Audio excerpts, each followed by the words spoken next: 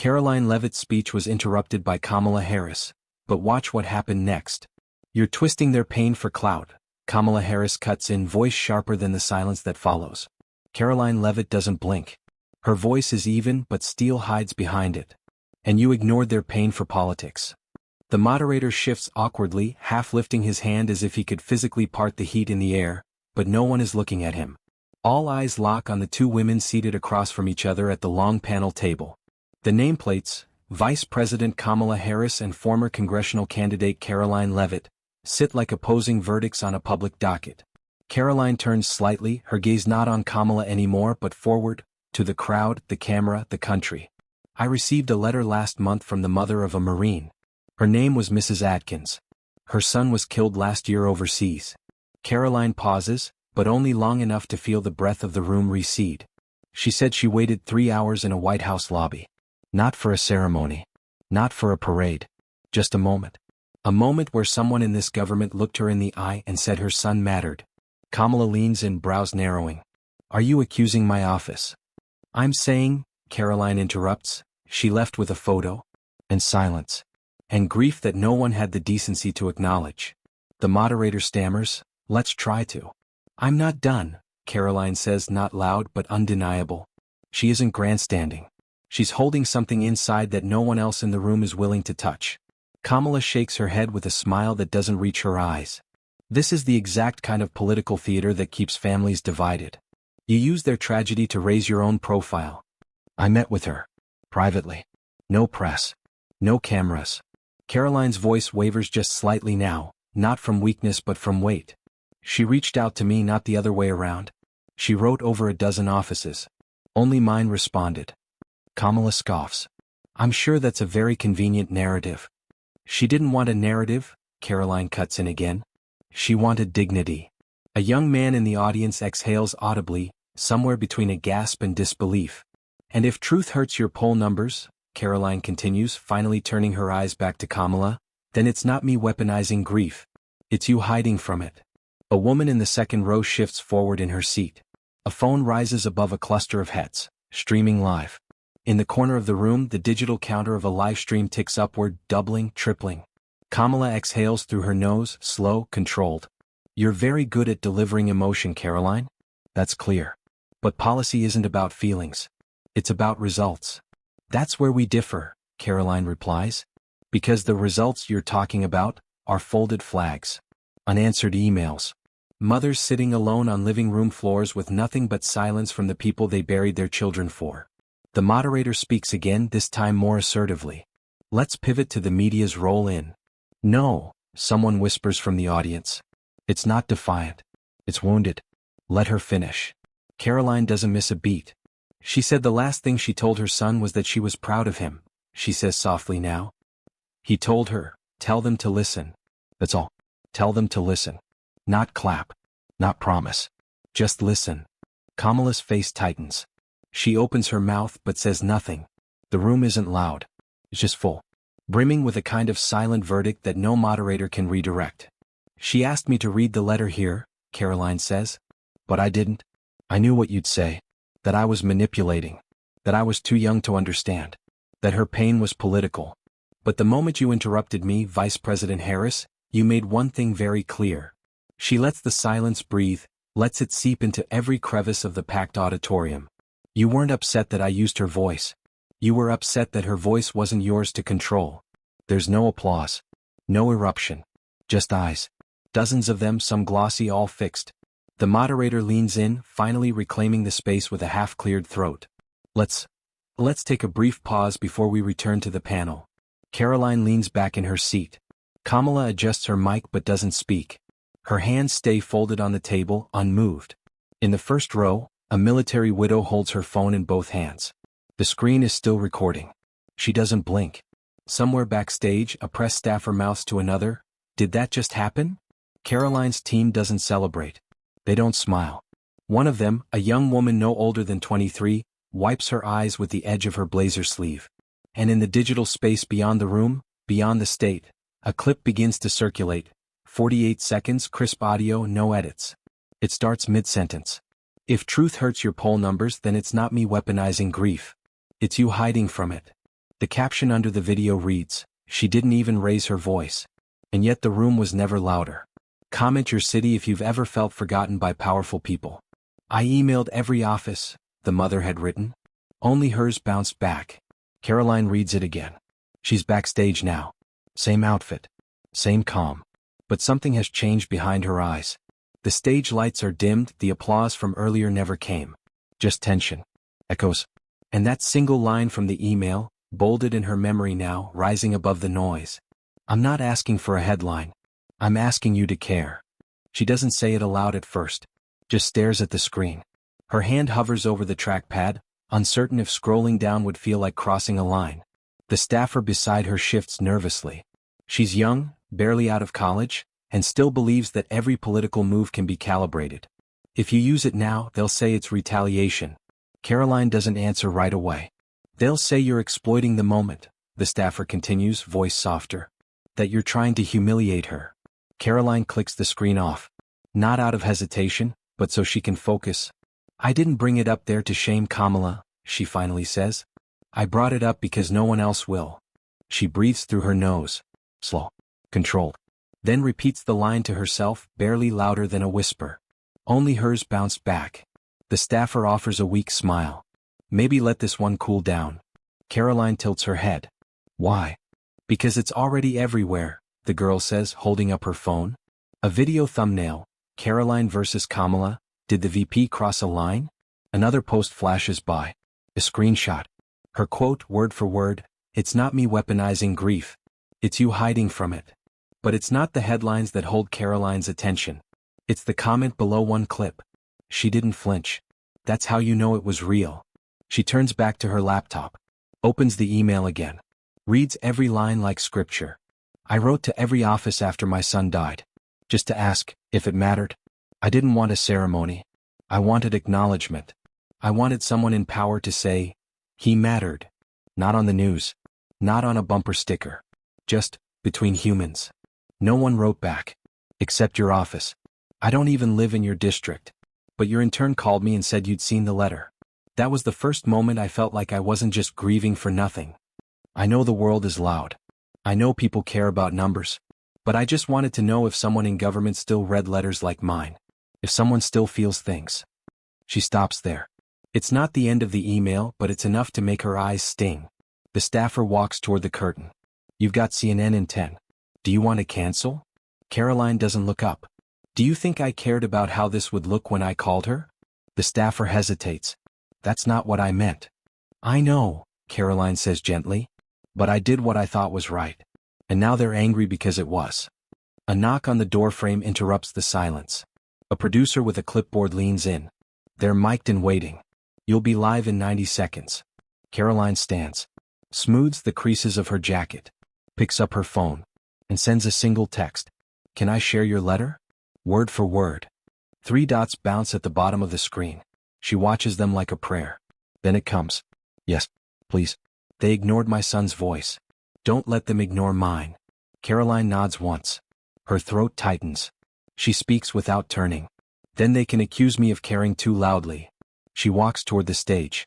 And in the space between the curtain and the camera, 1,000 narratives begin to shift. On air, they don't ease in. The host is already leaning forward. Karoline, some are saying you used that panel to launch an attack on the vice president. Karoline doesn't blink. If calling out silence is an attack, then I accept the charge. Do you believe Kamala Harris failed that family? I believe that family had to beg to be heard. I believe they were ignored. And I believe it shouldn't take a microphone or a viral clip for that to matter. The host hesitates, recalibrating.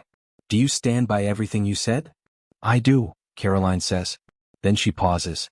And I stand by everything I didn't say too. She pulls up her phone on live TV. This is the email. From Mrs. Atkins. She gave me permission to share it. The host tries to pivot. Maybe read it after the break? Karoline starts reading. I wrote to every office. The host freezes. Karoline's voice is steady, but her hand clenches subtly against the desk. Every word hits like a gavel. I wanted acknowledgement. I wanted someone in power to say, he mattered. The studio goes still. Even the camera crew stops moving. No one wrote back. Except your office. The host swallows hard. There's no script for this moment. I know the world is loud. I just wanted to know if someone in government still read letters like mine. Karoline finishes. There's no applause. No transition music. Just a raw, echoing stillness. The host leans forward. Why now? Why read that now? Karoline meets his eyes. Because it's no longer about me. Or the vice president. Or any of us on these panels. She sets the phone down. It's about whether grief still matters when it's inconvenient. Within 15 minutes the clip is on every platform. The full reading. No cuts. Hashtag let her speak trends in all caps. Not from campaign teams. But from mothers. Veterans. Gold Star siblings. A man in Georgia posts, I buried my brother with no answers. I felt every word of that email. One response gets thousands of retweets. If this is what too emotional looks like, I'll take it over polished lies any day. On Capitol Hill, a journalist whispers to a staffer. They expected her to walk off that stage bruised. She walked off bleeding truth. Meanwhile, Kamala's office issues a statement. Generic. Polished. We appreciate the sacrifices made by all Gold Star families. We remain committed to honoring their voices. No names. No address of the issue. No apology. Karoline doesn't comment. She doesn't have to. The next morning her inbox is full. Reporters. Supporters. Critics. And then, at the bottom of the thread, a message with no subject line. No signature. Just a sentence. I was in the room when they left. She didn't speak to them. You told the truth. Karoline stares at it for a long time. No need to reply. Some truths don't require punctuation. They just echo. Did you mean to insult the vice president? Karoline exhales steady and low. It wasn't even about her. That's the problem. The question hangs in the studio like a gavel never dropped.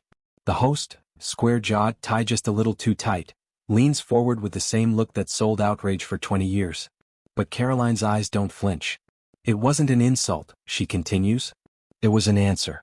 One that's been waiting too long. Fox Morning First. What? The chirun beneath her name reads. Leavitt speaks after stunning panel moment. The host raises his eyebrows. You were criticized for using a grieving mother's email in a political context. Any regrets? No, Karoline says. None. Some are saying it looked premeditated, like a strategy. Karoline smiles without amusement. You don't strategize truth. You speak it or you bury it. The host adjusts his tie. But do you understand how it could come off as confrontational?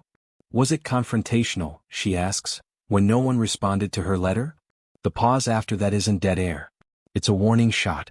Karoline's voice softens. She reached out in pain. And silence answered her. I didn't go looking for that moment. But I won't apologize for refusing to let it disappear again. In the control room a producer whispers. She's not dodging. She's driving this. Karoline continues. This isn't about who got interrupted. It's about who's been ignored. Somewhere in rural Ohio, Mrs. Atkins watches the screen. Sunlight slices through her kitchen blinds. She grips her mug like a prayer. On screen, Karoline's face is steady. Then, without warning, a producer's voice cuts into Karoline's earpiece. Caller on line 1. It's her. Karoline blinks once. Put her through. The host tilts his head. We're being told we have a surprise caller. Go ahead, you're on the air. Pause. Then a woman's voice. Soft, clear, unmistakable. My name is Ellen Atkins. My son, Corporal Bradley Atkins, died 19 months ago in Afghanistan. I wrote to your government. I wrote to your vice president. I received condolences from strangers. I received silence from power. Karoline closes her eyes. Just briefly. When I first wrote to Miss Leavitt, I thought maybe her staff would send a generic response. But instead she called me. Herself. And she didn't say much. She didn't give me promises. She just said, I hear you. A beat. She told our story. Not hers. Ours. And that's more than I can say for anyone else. The host clears his throat, visibly off script. Mrs. Atkins, some are suggesting Karoline used your letter to spark political controversy. Your thoughts. Another beat. But this time the quiet cuts deep. Controversy isn't what happens when truth is spoken. It's what happens when it's ignored so long, it finally erupts. Mrs. Atkins sighs. If that clip hurt anyone's reputation more than my grief has hurt me, I don't have sympathy for them. Karoline doesn't speak. She doesn't need to. By noon the full interview goes viral. Clips of Mrs. Adkins' call are reposted by Gold Star support groups. Veterans share it under one word: heard. One former Navy SEAL posts, "We fought for freedom of speech. She used it to tell the truth. That's not disrespect, it's duty." In Arizona, a teacher plays the panel clip to her 11th grade class. A student whispers to a friend, "Why'd no one answer her letter?" The friend shrugs. "Because they didn't think she'd be loud enough to matter." Meanwhile, another video begins resurfacing. A clip from a year earlier, an interview with Kamala Harris at a university forum. In it she says, "Healing requires silence sometimes. Reflection. The absence of noise." The words are calm, polished, diplomatic. But now they feel hollow. They collide hard against Karoline's rebuttal from the panel, also going viral in isolation. "Silence is what we've already tried. It didn't work." Side by side, the internet delivers its own verdict. One tweet reads, "Silence might comfort politicians, but it crushes mothers." #let her speak trends again. But this time it's not just about Karoline. It's about a pattern. A question echoing across dinner tables, VA halls, dorm rooms. Why do we only listen when someone breaks the rules? Behind closed doors in D.C., reactions split. In one progressive think tank, a Democratic staffer whispers to a colleague over takeout, "She's not just going viral. She's making them listen." The colleague scoffs. "It'll fade." "Maybe," the staffer says, eyes still on the screen. But not before it leaves a mark. Back in New Hampshire, Karoline sits quietly in her office. No press. No podium. She scrolls through her inbox, hundreds of messages from strangers. One says, "My dad served in Korea. He died feeling invisible. Thank you for reminding the country that silence isn't strength." Another, "I lost my son last year. I haven't spoken about it, but I will now." A final one, just 4 words. "You broke the silence." Karoline stares at it for a long time. Then she closes the screen and whispers, "Good. I brought something with me," Karoline says, stepping up to the microphone. "Not to shame, but to show." Her voice carries across the Manchester town hall like a slow tide, not loud but deliberate. The auditorium, filled with veterans in uniform, parents with framed photos on their laps, and quiet onlookers clutching programs, falls still. No banners. No slogans. No podium draped in party colors. Just a worn piece of paper in Karoline's hand, and a silence that stretches like expectation. "I want to read a letter," she says. "The same one that I didn't read during the panel. The one I thought might be too much. Too personal. Too inconvenient." She doesn't look down to start reading. She already knows the first lines by heart. "I wrote to every office after my son died." A low gasp catches from somewhere near the third row. "I didn't want a ceremony. I wanted someone in power to say, 'He mattered.'" A woman exhales sharply. Another lowers her head and wipes her cheek. Karoline's voice never wavers. "No one wrote back. Except your office. I know the world is loud. I just wanted to know if someone in government still read letters like mine." The audience doesn't move. "He didn't die for a policy. He died believing people would be heard." Karoline stops reading. She doesn't follow with commentary. Doesn't try to package it into a talking point. She simply lowers the paper and lets the silence stretch. It's not awkward. It's sacred. A mother clutches her daughter's hand. An older man bows his head and stares at his boots. No one coughs. No one checks their phone. Then, softly, from the middle of the crowd, "I didn't vote for you," a woman says, rising from her seat. "But thank you for bringing her words here." Karoline nods once. Her voice, when it returns, is quiet. "Thank you for listening." No one claps. It doesn't feel right. And yet, somehow, the silence feels louder than any ovation. Later that afternoon, Kamala Harris's office issues a press statement. The vice president remains deeply grateful for the service of all military families and appreciates their sacrifice. No name mentioned. No letter acknowledged. Local news doesn't even air it. By then, the video of Karoline reading the letter has already reached 2.3 million views. As the hall empties, a teenage girl lingers behind near the edge of the stage. She walks slowly up to Karoline, her voice barely more than a whisper. "I want to be loud like you." Karoline kneels so they're eye to eye. "You don't have to be loud," she says. "You just have to be clear." The girl nods but replies with certainty. "I still want to be loud." Karoline smiles. "Then make sure it's for someone who can't be." "They told me not to speak," said It'd confuse the narrative. But you changed the narrative, Miss Leavitt. The words travel across the marble echo of the hearing room, catching the attention of senators mid-scroll. The man who speaks, retired Marine Staff Sergeant James Keller, was not on the witness list. Not invited. Not scheduled. But there he stands now, hand trembling slightly as he holds up a folded paper. A Capitol staffer hurries over, whispering urgently. "Sir, we need you to sit down, this wasn't cleared." Keller doesn't budge. "I won't take long," he says. "Just long enough to read the letter your office is ignored." Another voice behind the dais tries to interrupt. This is not procedurally allowed. But Keller unfolds the paper anyway, steady now. A quiet descends. "I wrote to every office after my son died. Just to ask, if it mattered." Karoline is in the back of the chamber, unannounced, uninvited. She wasn't supposed to be here. But she is. No one wrote back. Except your office. I know the world is loud. I just wanted to know if someone in government still read letters like mine. The room stops fighting it. He didn't die for a policy. He died believing people would be heard. Keller lowers the letter. Looks straight into the cameras. "She read our words. Now you read them too." He walks out without another sentence. That night the clip is everywhere. No logos. No slogans. Just truth. Hashtag read her letter dominates the trending feed. On cable, analysts debate the breakdown of order. On the internet, veterans post side-by-side photos. One of Keller in uniform, the other with the caption, "He spoke for all of us." And behind the scenes, quietly without announcement, Karoline begins drafting the Speak Act, a bill to guarantee every family who loses a soldier 5 unedited minutes to speak during official briefings. No filters. No summaries. Just their words. A junior reporter, wide-eyed after the hearing, whispers to her producer. She just did what a dozen senators never pulled off.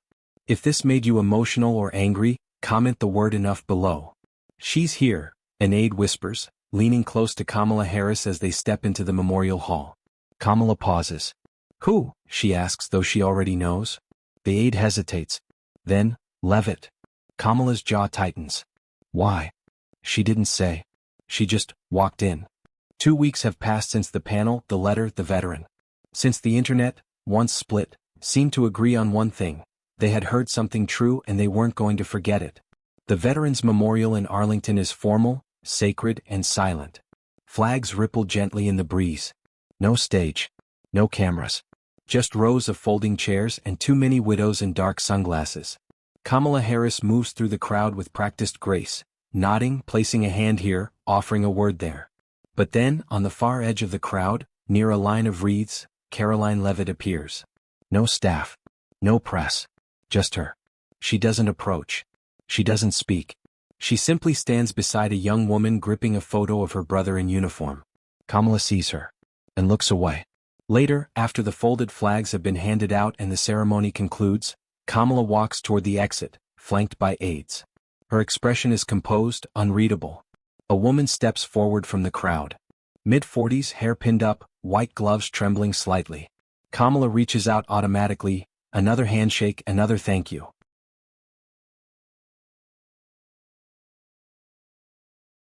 But the woman's grip is firm.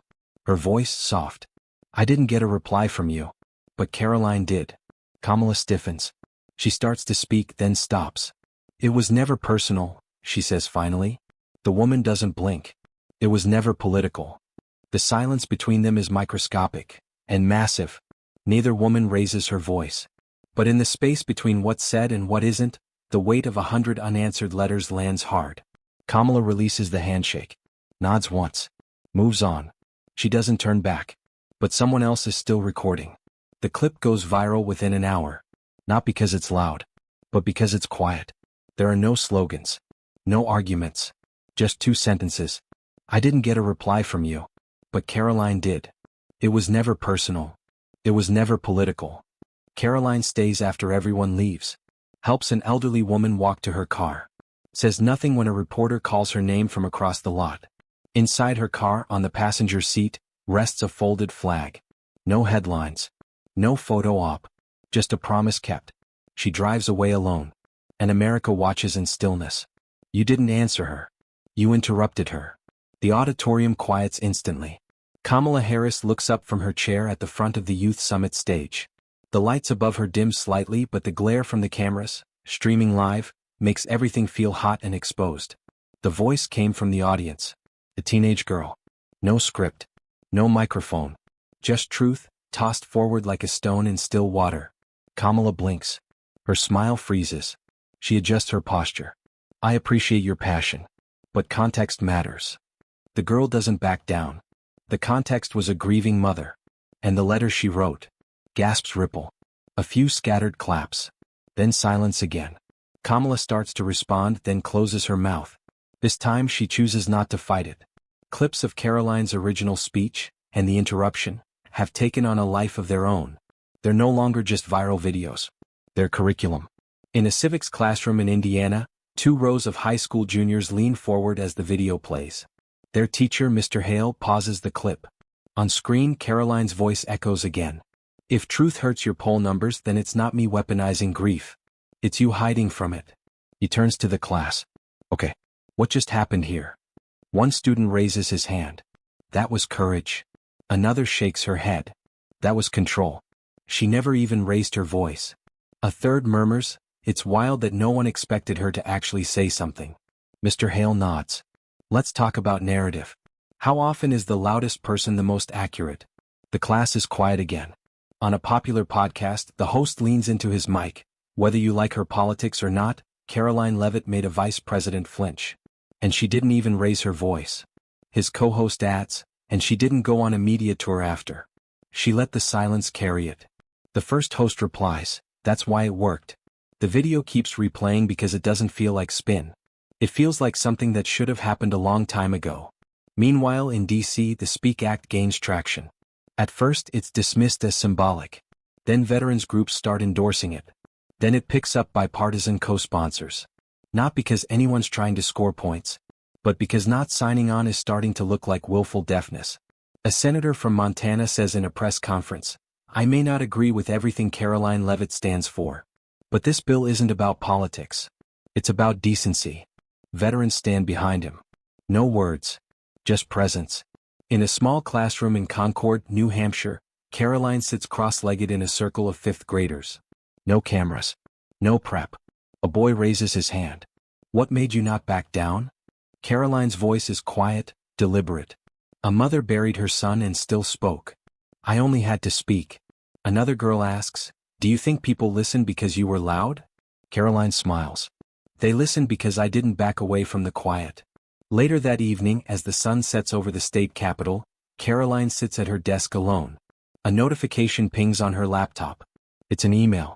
Subject line, no subject. She opens it. One sentence. He'd be proud. Of both of us. Signed, Ellen Atkins. Karoline closes the laptop slowly. Her eyes glass over, but she doesn't cry. She doesn't need to. Because some replays don't fade. They echo. And this one isn't done yet. Are you proud of what you did? The question comes from a young woman in the crowd. The event is over. The chairs are half empty. Staffers pack up signs. The lights have dimmed, but the moment still lingers. Karoline turns, not surprised. She meets the girl's gaze, early 20s, nervous but honest. She smiles. I'm proud of who I did it for. The girl nods. That's all she needed. Months later, no cameras follow Karoline into Arlington. No headlines announce her visit. No team coordinates her arrival. She walks alone, carrying only a small white envelope and a pin in her coat pocket. The cemetery is quiet, wind brushing the rows of headstones like whispered names. She finds his grave. Corporal Bradley Atkins. 1998 to 2023. Semper Fi. She kneels. No words. Just a long, steady breath. From her coat she takes the pin. Black metal. Small. Simple. Engraved with 3 words, #let her speak. She presses it gently into the earth beside the headstone. She doesn't take a photo. She doesn't live stream. She stays there, 5 minutes, maybe more. And when she finally stands, her hand lingers on the stone like a prayer no one heard but still mattered. Back in her office that evening, a letter waits on her desk. No return address. Handwritten. Ink slightly smudged. She opens it slowly, careful not to tear the edges. Inside. My name is Rachel. I'm Bradley's sister. I never wrote because I didn't think anyone would answer. But I saw what you did. I saw the clip. And the letter. And I saw how many people suddenly cared. He died in silence. But you gave him the last word. Karoline doesn't move for a while. The letter stays in her hands long after she finishes reading it. The video doesn't end on a podium. It ends with Karoline seated on a park bench, coat folded neatly beside her. The cemetery is blurred in the background. Her eyes are closed, not in grief but in gratitude. In stillness. She doesn't speak.